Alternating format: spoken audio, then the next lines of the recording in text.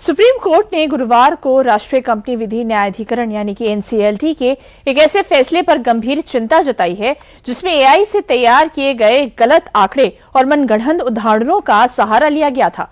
क्या है पूरा मामला, देखिए इस रिपोर्ट में। एआई के बढ़ते इस्तेमाल के बीच सुप्रीम कोर्ट ने न्यायिक प्रक्रिया में इसके गैर जिम्मेदाराना उपयोग पर गुरुवार को कड़ा रुख अपनाया है। कोर्ट ने राष्ट्रीय कंपनी विधि न्यायाधिकरण यानी कि एनसीएलटी के एक ऐसे फैसले पर गंभीर चिंता जताई है जिसमें एआई से तैयार किए गए गलत आंकड़े और मनगढ़ंत उदाहरणों का सहारा लिया गया था।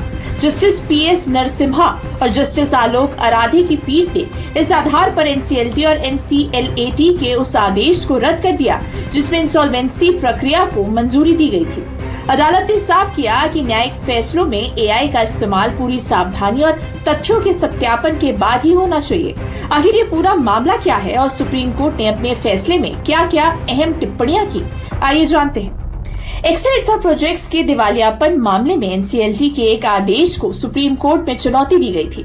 ये याचिका कंपनी की पूर्व में सस्पेंड की गई डायरेक्टर पूजा रमेश सिंह ने दायर की थी। उन्होंने आरोप लगाया था कि जम्मू और कश्मीर बैंक लिमिटेड की इंसॉल्वेंसी याचिका पर फैसला देते समय एनसीएलटी ने एआई का गलत इस्तेमाल किया। फैसले में एआई से तैयार किए गए नकली तथ्य, गलत आंकड़े और मनगढ़ंत उदाहरण शामिल किए गए। जांच में सामने आया कि ट्रिब्यूनल ने जिन पुराने फैसलों का हवाला दिया वे वास्तव में मौजूद ही नहीं थे। सुप्रीम कोर्ट ने पाया कि ये कथित उदाहरण एआई टूल्स की मदद से बनाए गए थे। सुप्रीम कोर्ट ने इस फैसले पर गंभीर चिंता जताई और कहा कि एआई से तैयार की गई नकली सामग्री पर भरोसा करना न्यायिक प्रक्रिया की निष्पक्षता को नुकसान पहुंचाता है।